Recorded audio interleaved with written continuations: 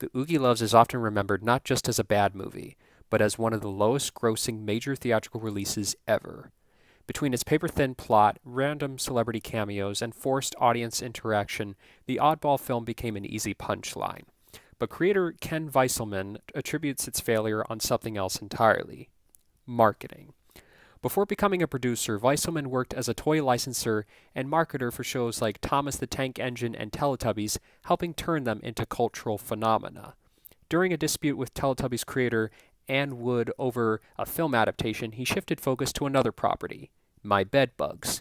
Inspired by the rowdy audience participation at a screening of Medea Goes to Jail, Weiselman wanted to create an interactive children's movie that stood apart from the Pixar and DreamWorks formula.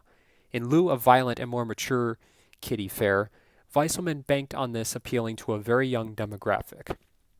The film was shot in 2009 on an estimated $20 million, though Weiselman debunking that the film actually cost $12 million after tax credits and incentives.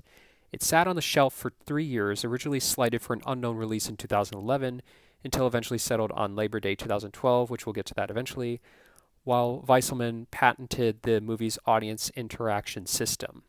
To launch the franchise, Weiselman hired former Orion Pictures executive Robert Schwartz to oversee distribution and marketing.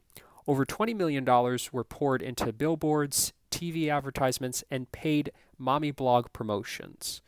Plans were ambitious, including a lineup of 2 sequels for release every 12 to 16 months: The Big Family Adventure and The Big Holiday Adventure.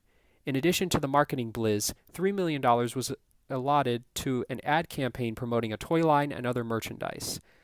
But just 1 week before the release of the film, the investment account reportedly froze, throwing the rollout into chaos. Even with terrible pre-release tracking, the film still opened nationwide over Labor Day weekend in 2012. The result was catastrophic. Averaging only $206 per screen, the Oogieloves made just $500,000 in its opening weekend. Theaters dropped the film from all but 281 locations in its second weekend, where it grossed $44,000, until eventually being pulled after just 3 weeks with a grand total of $1.1 million. So why did it fail? The simplest answer is that it tried to appeal to everybody and ended up appealing to almost nobody. A Social Media Today article titled "The Oogieloves and the Big Target Market Mistake" pointed out that ads for the film were airing on channels like E! Entertainment, which clearly wasn't where parents of preschoolers were spending their attention. The problem stemmed from the fact that the marketing campaign never seemed to fully grasp who the movie was actually for. But they aren't the only ones at fault. It's all too common for big companies to establish a target demographic way larger than their product might actually reach. Kind of like YouTube's algorithm, specifically My Other Channel, but I digress.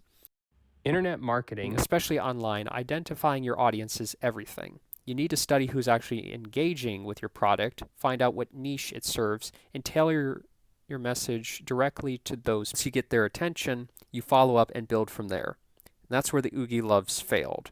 It spent too much money trying to reach everyone instead of understanding the niche most likely to care in the first place. In a way, the film's downfall feels almost like Icarus.